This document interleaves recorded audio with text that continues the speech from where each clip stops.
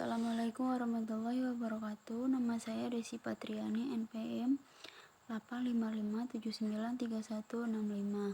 Di sini saya akan mempresentasikan pembelajaran terpadu di SD modul 5 dengan judul penilaian dalam pembelajaran terpadu. Yaitu yang pertama, konsep penilaian. Yang kedua, prinsip-prinsip penilaian pembelajaran terpadu. Prinsip-prinsip ini terdiri dari prinsip integral, prinsip berkesinambungan, prinsip objektif. Selain tiga prinsip di atas, menurut Matthews tahun 1989 mengemukakan prinsip-prinsip pembelajaran terpadu sebagai berikut, yaitu penilaian hendaknya berbasis untuk kerja siswa sehingga selain memanfaatkan penilaian produk, penilaian terhadap proses perlu mendapatkan perhatian yang lebih besar. Pada setiap langkah penilaian hendaknya siswa dilibatkan. Penilaian hendaknya memberikan perhatian pula pada refleksi diri siswa. Penilaian alternatif, umpan balik.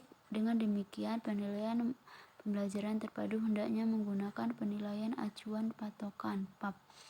Penilaian pembelajaran terpadu perlu memberikan perhatian yang cukup banyak pada siswa. Penilaian pembelajaran terpadu hendaknya dilakukan dalam proses yang terus-menerus. Penilaian juga harus bersifat multidimensional, konversif, dan sistematis. Penilaian pembelajaran terpadu sebagaimana dikemukakan di atas mencakup penilaian terhadap proses dan produk dengan sarana peserta didik dan guru berkaitan dengan program pengajaran.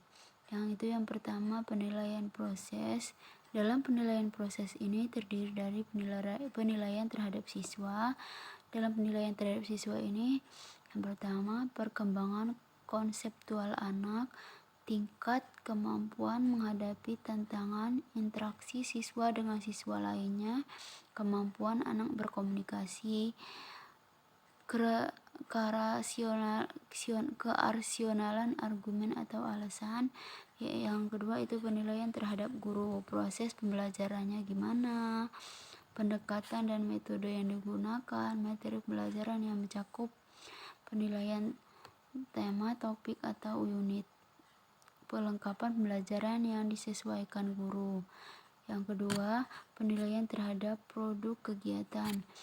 Dalam penilaian terhadap produk kegiatan ada dua macam, itu penilaian terhadap siswa dilakukan melalui pengamatan terhadap hasil belajar anak yang tergambarkan melalui kemampuan menulis laporan.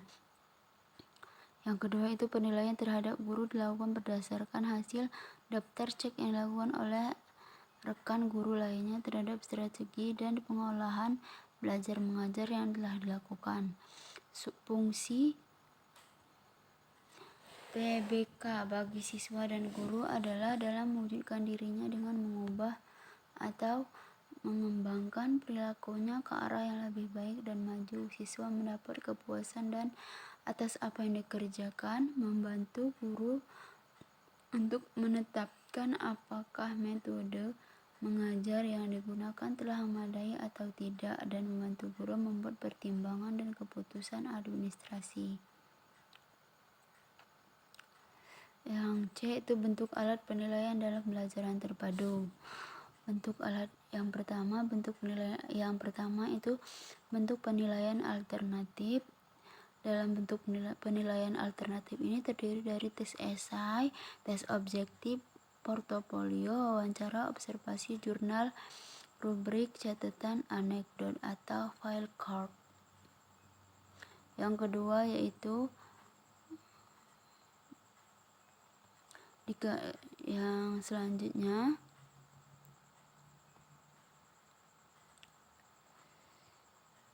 penilaian berkaitan dengan ketiga ranah tersebut, yaitu ranah kognitif, ranah afektif, dan ranah psikomotor. Yang KB2-nya prosedur pengembangan dan format penilaian pembelajaran terpadu di SD. Yang pertama, prosedur penilaian pembelajaran terpadu. Berikut tahapan-tahapan penilaian: perencanaan, pelaksanaan, menyusun dan penyajian laporan, dan yang terakhir itu tahap tingkat lanjut. Yang B, format penilaian pembelajaran terpadu. Beberapa bentuk model alat penilaian yang dapat digunakan dalam melaksanakan penilaian pembelajaran terpadu yang dapat diaplikasikan oleh guru dengan menggunakan format penilaian yang mendukung diperolehnya informasi dari siswa. Contohnya yaitu format observasi, format penilaian diri siswa, format portofolio, rubrik, cuplikan kerja, masukan orang tua, dan penilaian berkala. Sekian presentasi modul 5. Saya akhiri, wabillahi taufiq wal hidayah. Wassalamualaikum warahmatullahi wabarakatuh.